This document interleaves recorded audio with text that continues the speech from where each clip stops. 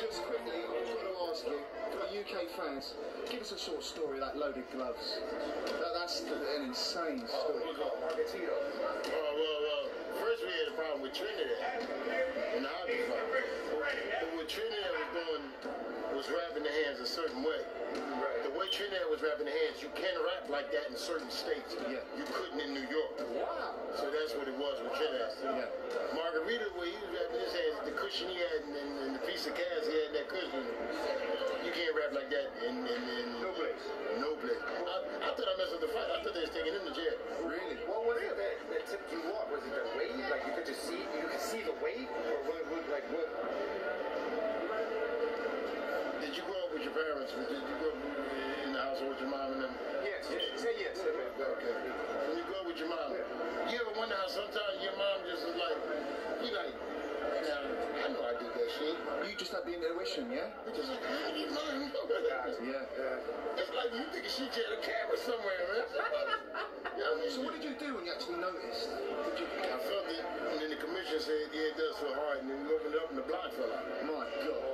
So the commissioner, like what you have on a cast, like when you chop out a hard cast, it was like a block of that cut in. So when I picked it up, the commissioner said, hey, Naseem, he give it to me. I said, no. You kept it? No. I said, I'm giving it to nobody but Shane or his lawyer. Yeah. Because that's what I want.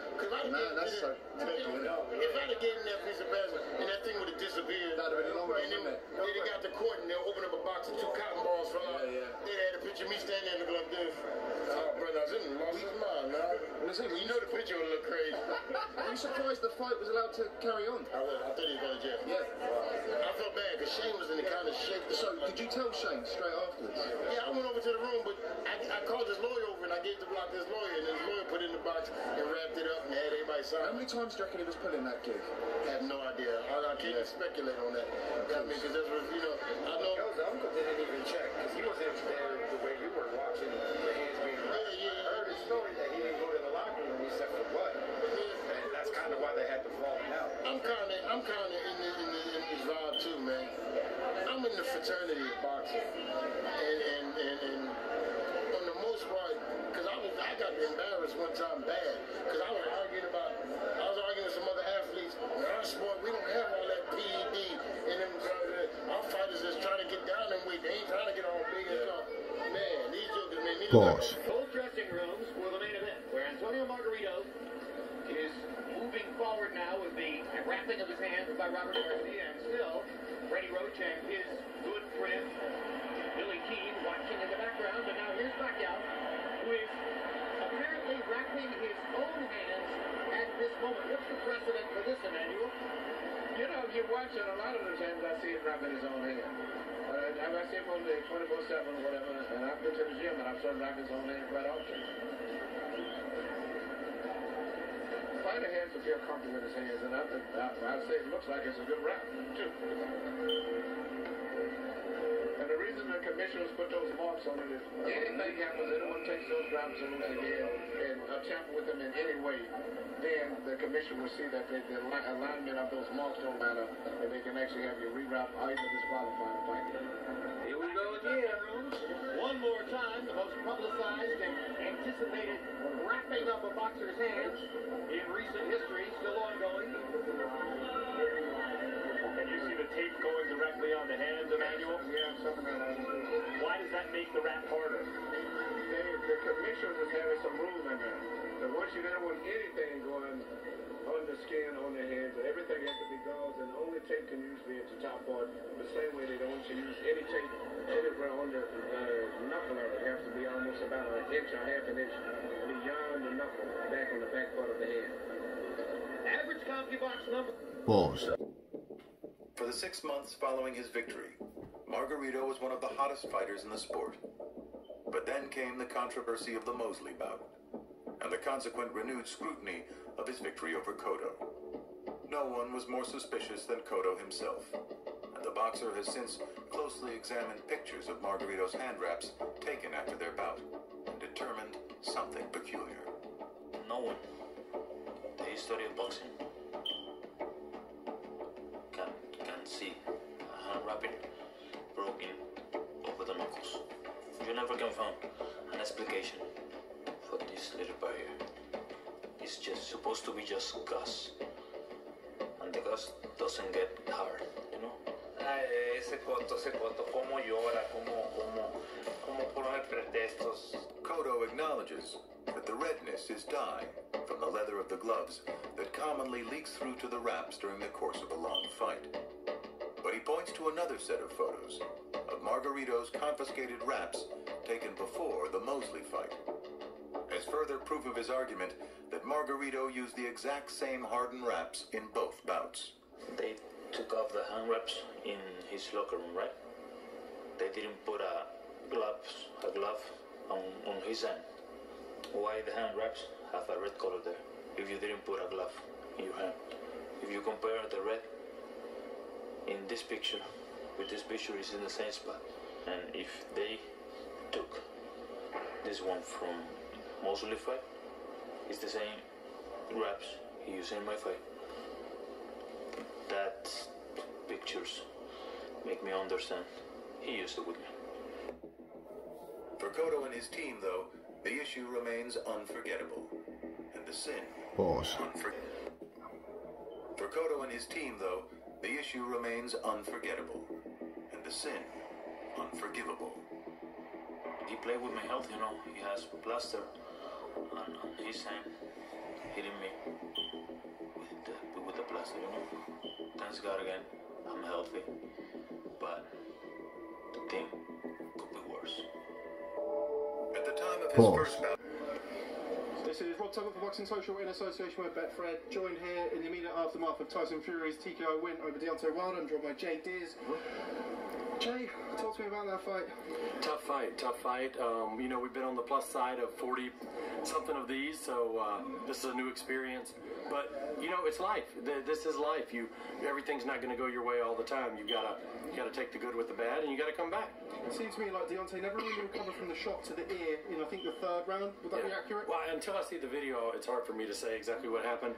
I'm not sure. You know, his legs didn't look great to me early on. I didn't think his legs looked like they normally look, and so I know he came to the ring, and they're very like the outfit was very heavy, and I don't know if that had to do with it, or if you know, Tyson's a lot of weight to be putting on you as well. I don't know exactly all the answers yet, but once I see the film, I'll know more.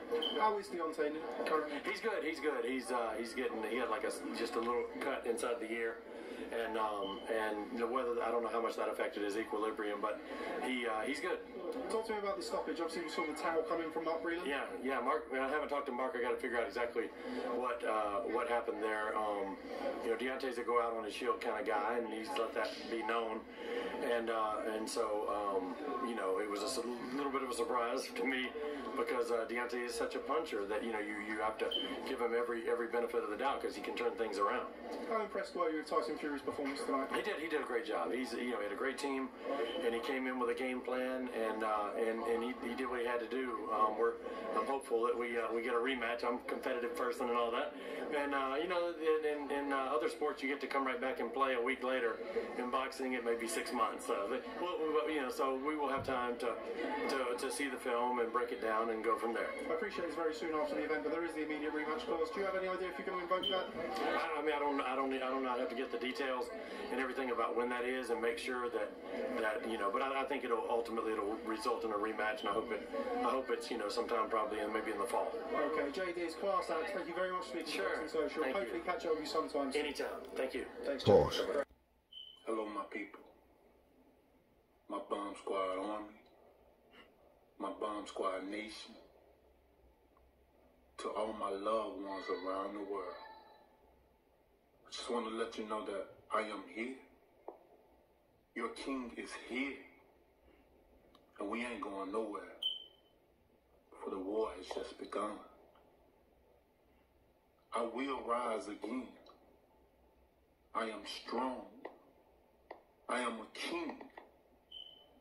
They can't take my pride. I am a warrior. I'm a king that will never give up. I'm a king that will fight to the death. And if anyone don't understand that, don't understand what it is to go to war, don't understand what it is to fight, we will rise again. We will regain the title. I will be back. We will hold our heads up high. Your king is in great spirit. And we will rise like a phoenix from the ashes and regain the title. I'll see you in a few months. For the war has just begun. All my love to all my people. Pause. Talk boxing a little bit. You've had more time to reflect on what happened against Fury in your last fight. Any more thoughts on what went wrong tactically or in training camp, that kind of thing? My training, everything that happened, it happened the last 15 minutes to the fight. There's a lot of things that went on, there's a lot of things that I don't even want to talk about at this moment in time.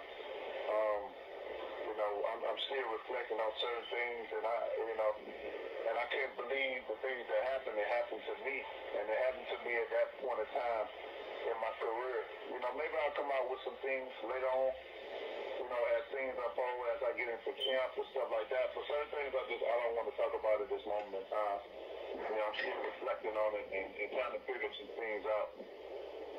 Are you referring to tactical things? I'm wondering, like, after the opening bell sounded, were there things you're saying to yourself now, well, maybe I shouldn't have done that, or I should have done this, that kind of thing? No, not at all. Even with the first of the bell, the thing about it is that it's easy to understand, what type of person Deontay Wilder was in that moment in time. Even when I took off my mask and the things that I was doing, I've been in this sport for a very long time. People have seen me fight, all over the world for a very long time. So people automatically knows, how I am and, how I should look. And people that know boxing know that wasn't Deontay Wilder that night. I was a zombie that night. It was something, like I said, I can't talk about a lot of things, but it wasn't Deontay Wilder that night. You can tell from the mask, from my reaction to certain things that I was doing in the ring, from the first fight into the second fight, and you can tell it was two different people, that night, from a guy that from the first start of the bell was in retrieve mode to the first fight. When the first started the bell, a guy was on the hunt. You don't go backwards, you go forward. And that night, I wasn't myself. I felt like a zombie in there. I felt there's a lot of things I can't say. You know what I'm saying? A lot of things I just sit back and we only can get stronger. Learn from a lot of situations. We learn from this situation and get better and better. It's not over, In my eyes, I don't see Fury as a champion. It's still going. He ain't the champion yet. We still got one more fight left. And at the end of the day, I'm happy. My family's happy. I'm recovering, and I'm looking forward to giving the world the best of Deontay Wilder. You sort of answered my next question. After the fact, how difficult was it to put the loss behind you and turn the page? It sounds like you did that pretty quickly. Yeah, for sure. You got to understand that, in life comes many ways. In life, many people lose more than they win. And the thing about losing, some people don't know how to bounce back off a loss in life. That's why when people win all the time, people always want to see a person lose. Not so much because they win all the time, but I look at it as a point, they want to see how that person get up. How do you get off the ground from losing and different things? Because, I tell people, I may have lost in the ring, but I'm winning in life. You know what I'm saying? It's two different things, but, I take this time and, just sit back and make myself even hungrier. Sometimes you can be in a position and you can do something for so long period of time where you get used to certain things, you get comfortable with certain things. You still have that hunger, but it ain't the same as when you first got into it, trying to get into the rankings and then trying to be a high prospect and then go on to be fight for a world title and then become a champion. come back to where from where I started to when I gained the title. So there's been a lot of different things, I'm never down about losing because, it only makes me strong to come back and to overcome or conquer. I know this is going to be the biggest moment in time in my life, coming back around again. And boxing is amazing. I can look back and say I was a part of it that made it what it is now. So exciting, especially the heavyweight division is just booming. And I'm not done yet. Were you surprised at how aggressive Fury was in the rematch? No, I wasn't surprised. But I couldn't really. It's hard to explain. Like the first sound of the bell is like I was more in retreat mode. It's like I wasn't even there for real. Like I don't know how to say it without. It was just I wasn't there. Gotcha. That's all I can tell you. I wasn't there from the first start. I wasn't there. My whole body, everything. But it's gonna be all right. Everything's gonna be all right. Trust me. I'm just looking forward to coming back in there and doing what I gotta do. I don't want to say too much. I don't want to feel like I'm making any excuses or anything like that. I just want the people to know that I'm happy. I'm in full health, and I'm coming back stronger than ever. The third fight with Fury has been pushed back, you said, toward the end of the year. Do you think that extra time helps you to prepare? It helps me to rest as well. I was going back to back and fighting, kill after kill after kill. I don't think it was anyone that was on the course that I was fighting on to get to where I am now. So, I'm gonna take this time, and it's been good though. I'm gonna take the time. I am taking the time to just sit back and enjoy family and rest. I got an opportunity to really just enjoy my kids. Pause. WBC heavyweight champion Deontay Wilder, and Deontay, your folks said, how come you haven't had the champ on? I said, that's real easy to fix, and boom, here we are. I appreciate you being with us. How are things going? You doing good? Thank you guys for having me, and everything is great, man. I'm enjoying my life. I'm enjoying family while I have family time, and it's amazing. Well, it's an interesting time in the division. You had your first round knockout in May, and then we had the surprising Ruiz decision, and then now you got Tyson Fury's got a fight coming up on the 15th, and I feel like the heavyweights, Deontay, more than they have been in recent years, are a part of conversation more in the sports world. Do you have that same sense? Most definitely, that I'm a part of it as far as the heavyweight division and boxing in general. I've seen where it's been in a dark place, especially for the heavyweight division, and where it is now. And I'm telling you, it's an amazing feeling to be a part of it right now. We was in the dark place, and now we've came out of the dark tunnel, and we're into the light, and it feels real good to have the conversations, people talking about the heavyweight division, often. Again, and you got an amazing champion in America too. It's nothing like the American, and when they get behind, something, it makes the sport even more blossom as it is doing right now. There's definitely a lot of attention, and look, you led my show with that first round knockout, which caught everybody's attention. I mean, you become that guy that everyone wants to see what's going to happen, and don't blink, you might miss it. But then the Ruiz decision was just a shocker. How did you react to that when that happened?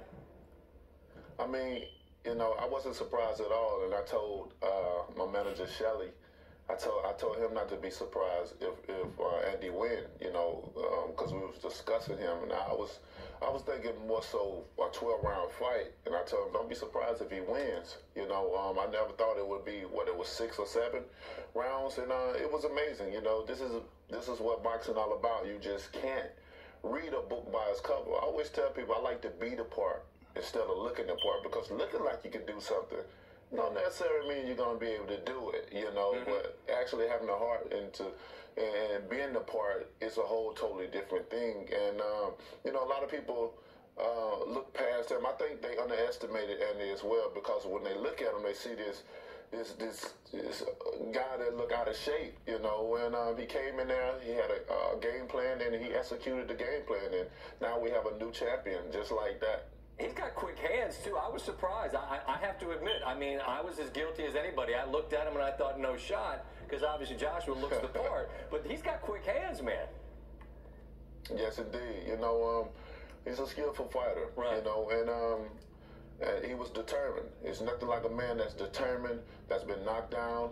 I tell you know, people sometimes it's all right to lose because people are already gonna, you know, expect you to try to get back up, but they also want to see how do you get back up from being dropped down. You know, that's even in life in general itself. And this is his time to be knocked down as far as Joshua is concerned and build himself up. But, you know, Ruiz, you know, he's always been skillful, and he had his first title before, you know, against Joseph Parker. He ended up, you know, coming short on that, but he was more than ready for this opportunity. And, you know, it makes it even better when you got a guy in there that already looking past you because of the stake that's going on in boxing and trying to get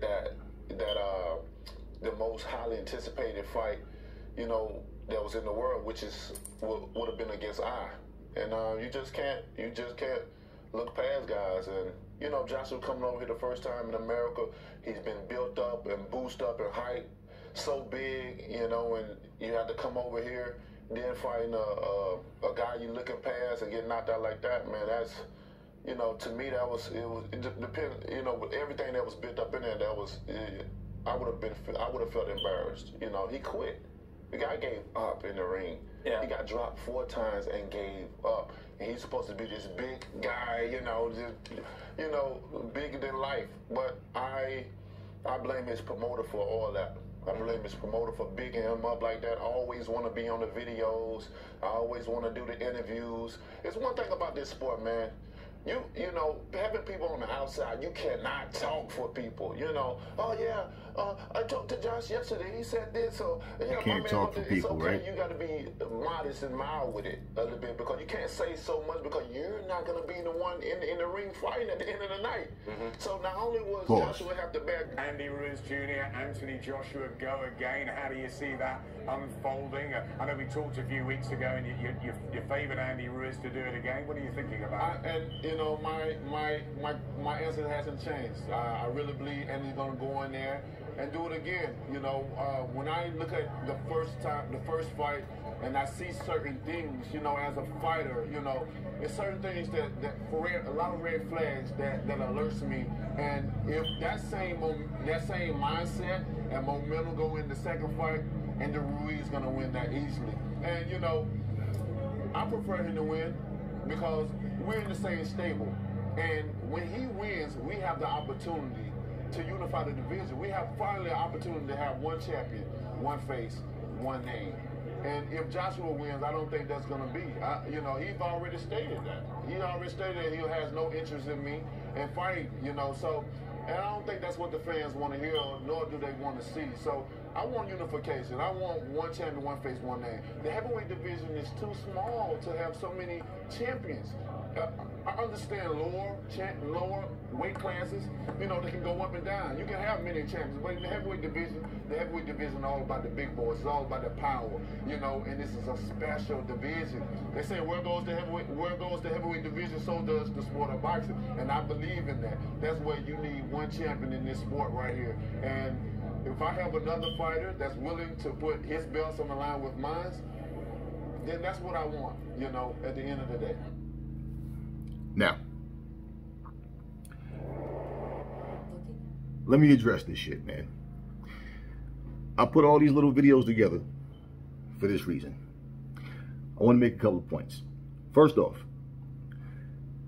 if you guys, you know, that's so stuck up on this glove gate shit with this photo, the photo this, the photo that, but the photo, and all these allegations. Now, out of all the allegations, right, we know there's no fucking doctor, because the motherfucker never said nothing yet. The photographer, that all these people, mind you, Pro Wilder channel said these guys were going to come forward and speak about this shit. Bring truth to the fucking light. It never happened. Okay. Naseem Richardson, you heard him speaking about the situation with the hand wraps. Now, do I trust Mauricio Suleiman? Do I trust the boxing commissioner? No. No, you got dirty motherfuckers everywhere. No. See, and I think a lot of you get it twisted because when we don't buy the bullshit that's said as evidence, it's not evidence, man. It's not proof. It's just shit being said. Now, I didn't show you the actual photos that Miguel Cotto had, but as he's talking, he had photos of the plaster sticking through the fucking hand wraps, okay? He had those photos, and he's presenting this, and he's saying, he's speaking, okay? He knows something felt different. You mean to tell me Deontay Wilder's a grown-ass fucking man and he's so fucking stupid that he don't know the difference between a fucking glove and getting hit with something like it's a hard object in there? So now when Naseem Richardson caught that and they checked and the plaster fell out, what did he say? He gave that shit to Shane's lawyer, okay? And that's certain things that people don't bring up in conversations that, yes, your attorney is present as well. At the same fucking time, we're sitting here talking about, but the photo, but they said, notice, this shit is not being covered by ESPN and none of these fucking major networks. Now, even for the point of them saying that Mark Breland was fired, this shit came from different channels. I still have yet to hear anything on you. Do you think if Mark Breland was fired, so even the video I did, like I said, if this is true, right? Do you fucking think that if this shit was going down, do you think that none of this would be on ESPN? None of these boxes. I'm talking about major shit. I ain't talking about no fucking bullshit YouTube channels that's making all this shit and got Patreons taking all you fools' money. I'm talking, do you think that they wouldn't say anything? And just like Miguel Cotto, he spoke up, right? It wasn't just a trainer saying anything. This is the fighter saying, no, fuck that. Something was definitely wrong. He did an investigation. And he knew something was wrong. You heard what Naseem Richardson said. He said, I thought they was taking this motherfucker straight to jail. I thought I fucked the fighter. I thought they were taking him straight to jail because I wasn't going to have that. And fucking plaster fell out. Just like when Madonna was fighting Floyd. It wasn't just Leonard Ellaby in there. Floyd himself was like, oh, hell no, we not fighting the nose. And you not fighting the nose either. You do something about the shit. Okay? Jdeas stood there and spoke, and basically everything he said as far as what went wrong happened in the ring. Now he said, you know, yeah, his legs didn't look right from the beginning, but you know, tipped his hat off to Tyson Fury. He did a great job. He did what he had to do. You didn't hear any funny talk. No suspicion, no nothing, right? Nothing. Deontay Wilder. Listen. Deontay Wilder, you all just heard it out of his own mouth. It's more I could play, and I'm like, no, let me cut this because there's going to be too much time. Deontay Wilder said he didn't feel right like 15 minutes before he went out, just some things, and he never specified shit. But nothing did he say was indicating that something happened with Fury or there was some dirty shit. No, it's something within his dressing room or whatever on his behalf. No speculation, nothing. Nothing. No funny business. No, something wasn't right with this man's gloves. Nothing, right? I can't speak on it. I don't really want to say nothing about it. I don't want to speak on it. I can't speak on it. I can't speak on it. So even for people saying that Mark Breland poisoned his water and that's what he was talking about, you're speculating. How the fuck do you know what he's talking about when he himself never even fucking spoke up, right? Won't say anything. I don't want to think I'm making excuses, So for him to say that, I don't want to sound like I'm making excuses. What is he telling you? It's something on my behalf. Something that went wrong. If Fury did some dirty, foul, fucked up shit and he was aware of that or he felt that, do you think this motherfucker would hide that? Do you think he would hide that? And did you hear his video? I'm good, everything good. I'm fine. I was just fighting fight after fight. My body got to heal. And you heard the questions he was asking. Not one thing he said was directed at Fury and something Fury did. What did he say? I don't recognize him as the champion. I just was like a zombie and I just wasn't myself that night. That's what he said. If this motherfucker was poisoned, do you think he wouldn't have said that shit? He just said some things on that he don't want to speak about. Only people said anything Later on, after all these channels blew this shit up about poisoned water and about Fury being dirty, was his brother and some dude named Drew that's in his camp, whatever he does. Listen, you know what's funny though? He couldn't speak on it. You know why I played the last 2 videos? You notice how he has so much to say about Anthony Joshua? Notice how he has so much to say about everything else with, oh, and this and that, and I'm this and this and that, and Joshua should be embarrassed. I mean, the way they built him up, and he's supposed to be this and this. Then he also said, I personally want Andy Ruiz to fight because we want one face, one champion, one name. You know, he already said he don't want to fight me. Do you know how many countless videos we have with Deontay Wilder saying, oh, it's going to happen. It ain't a matter of if, but when. You got to have patience. Then he turns around and says, nah, it ain't going to happen. So don't get your hopes up high. It ain't going to happen now, not never. I ain't fighting Joshua for no amount of money. This comes out of his mouth. And why am I doing this? Because this is shit you can all sit here and fucking get your lazy asses up and do yourself and say, yo, let me go do some research. Because it's like all y'all fucking do is listen to somebody tell you some shit that you want to hear and want to believe, and then you sit and go, yeah, see, it's true because even they said it, and that channel said it, and that channel said it. They are a team of motherfuckers linked together. Yes, they're all saying it. Now, he had all this to say about AJ. He had all this to say about everything else, but when it comes to what happened, he can't say what was his problem in his dressing room. Not one time did you hear him say anything or make any allegations about Fury doing something dirty. You heard Miguel Cotto speak the fuck up. I didn't need to put the Floyd. I wanted to put Floyd shit in there, but you know, we've all seen all this. But I'm giving y'all something to think about that makes sense. Instead of all these allegations. I can't tell you what the fuck somebody is doing based on, well, I think. I can say I think, and I'll make it known, well, this is just my thinking. But channels are coming out saying shit like, I mean, there's a channel, I saw a video titled, Tyson Fury could be facing serious jail time. That's going to make motherfuckers go, oh shit, what happened? They click on, and this person is just giving his opinion on what he think. His feeling. How could it even be your opinion when none of this shit that you're saying came from any reliable sources? This shit that y'all all made up, man. You can't speak on your own situation, but you can speak on everybody else's situation. And you remember he said that part about, I want unification. You heard him say it, right? Remember as soon as fucking AJ got that belt back, remember how fucking Wilder did that video and was going the fuck off and was mad at Ruiz? He should have trained and this and this and this. He don't want to fight AJ. He said he wanted unification because why? Ruiz was the champion and he thought Ruiz was going to win. As soon as Ruiz got his ass kicked, what happened? That unification shit went right out the window.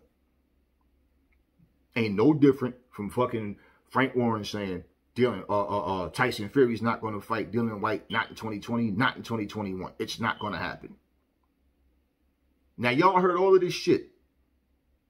And I want to believe you guys, it ain't what I want to believe. Hopefully, either you are or you're not intelligent enough to understand.